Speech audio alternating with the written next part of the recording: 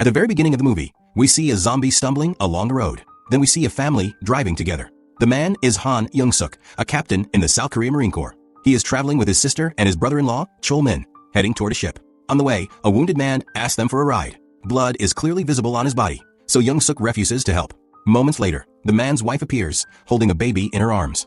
She desperately begs them, saying that if they won't help her, at least save the child. But Young-suk shows no mercy. He speeds away, leaving them behind. The virus was spread from a biochemical factory. Soon after, chaos spreads across South Korea as the virus erupts nationwide, turning people into zombies. To survive, citizens begin fleeing their cities. Young-suk manages to reach the ship with his sister's family. The ship is supposed to travel from South Korea to Japan. While on board, Young-suk is talking to his sister when one of his juniors rushes in with shocking news. The ship is no longer heading to Japan. Instead, it is being diverted to Hong Kong. Confused, Young-suk goes to question his senior officer about this sudden change. Before he can get answers, another junior bursts in, revealing that a zombie-infected passenger has attacked everyone inside one of the cabins. Panic spreads instantly. At the same time, Young-suk's brother-in-law, Chol-min, enters the area to collect supplies. He notices people screaming and running and wonders what is happening. Young-suk sprints toward the cabin, and what he sees horrifies him. Everyone inside has turned into zombies, except his sister. She is sitting there, holding her baby tightly in her arms. Young-suk tries to pull her out, begging her to leave, but she refuses. She will not abandon her child. As Young-suk fights through the zombies and reaches the gate, he watches helplessly as they swarm his sister. There is nothing he can do. Chol-min arrives moments later and tries to force his way inside, but Young-suk slams the cabin gate shut and consoles him. The story then shifts to Hong Kong. For years have passed since his sister and her son died. One day, a group of gangsters storms into Young-suk's house and forcibly drags him to their boss. Chol-min is already there. The gangster leader gives them a dangerous offer. They must return to the quarantined Korean peninsula. On a bridge, they will find a truck containing $20 million.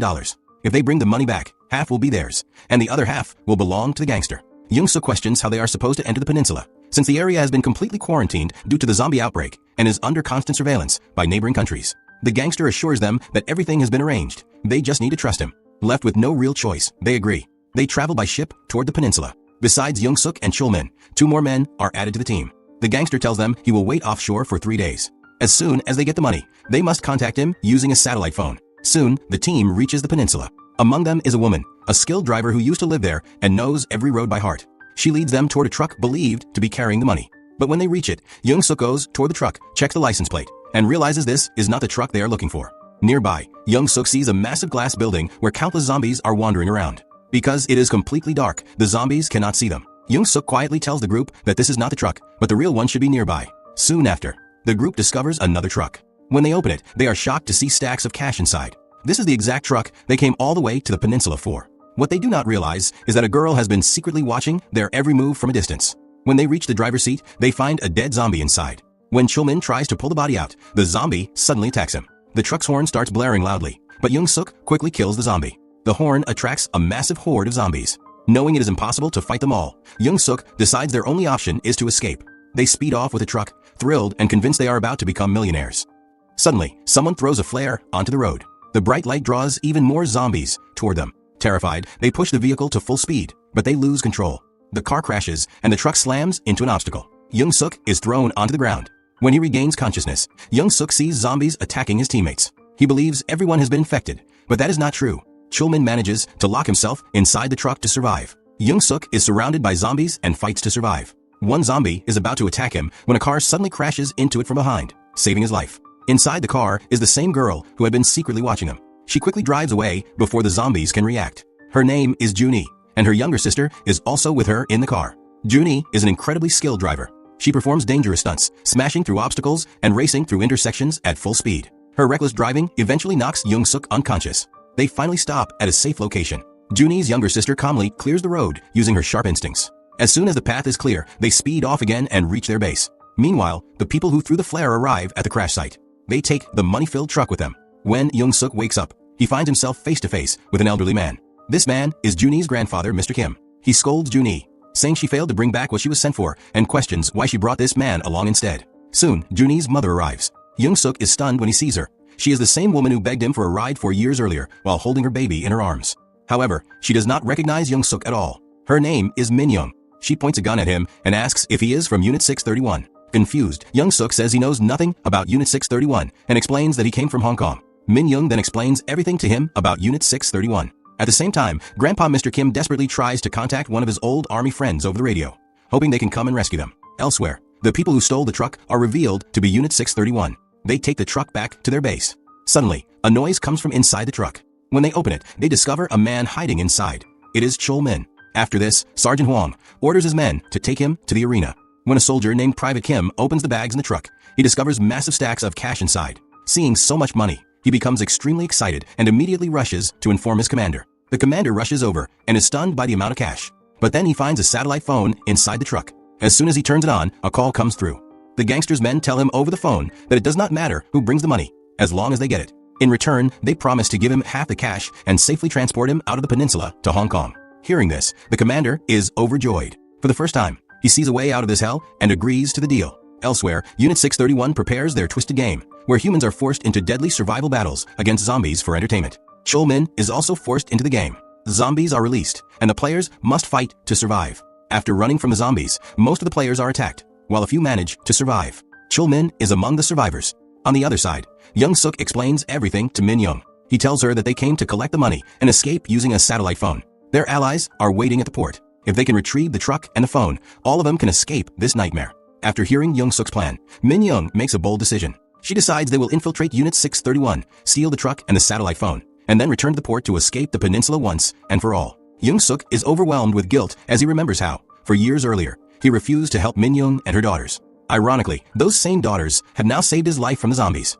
Gathering his courage, Jung-Suk confesses to Min-young that he was the man who abandoned them years ago. She is hurt, but calmly tells him that her daughters now owe him their lives. Without wasting any time, she orders everyone to prepare and move toward Unit 631. As night falls, they gear up and set out. Before leaving, Min-young tells her daughters to stay inside the car. If they do not return by morning, she tells them to go back home. She asks Grandpa Kim to look after the girls, then leaves with Jung-Suk to infiltrate Unit 631. Moving carefully and silently, they advance step by step. Eventually, they find the truck. Inside, they recover the satellite phone, but it is damaged and completely unusable. Just then, Private Kim appears. Terrified, Min-young threatens him, and out of fear, he reveals the truth. Unit 631 is planning to deliver the money truck to the gangsters, who promise to give them half the cash and help them escape to Hong Kong. This is when Jung-Suk learns that his brother-in-law Chol-min is still alive and has been forced to participate in a deadly survival game inside the arena. The moment Jung-Suk realizes Chol-min is alive, he immediately rushes toward the arena to save him. Inside the arena, a horrifying game is underway. Humans fighting for survival against zombies. Sergeant Hwang watches the brutal spectacle with pure enjoyment, treating it as entertainment. At the same time, near the truck, Captain Seo Dae-wai arrives and opens fire at Min-young, but she narrowly escapes. Reacting quickly, Min-young starts the truck and slams it straight into the captain, knocking him down. She pulls the satellite phone from his pocket. However, the gunshots alert the zombies, and massive hordes begin rushing toward Unit 631. Meanwhile, Jung-Suk reaches the arena, where death surrounds him from every direction. He fights through the zombies, killing them one by one, and finally rescues Chol-min, escaping with him. Suddenly, the zombies attack again, and Chol-min is forced to make a choice. Either run away and save himself, or pick up the gun lying in front of him and protect Jung-Suk. He chooses to fight. Chol-min grabs the gun and starts killing the zombies.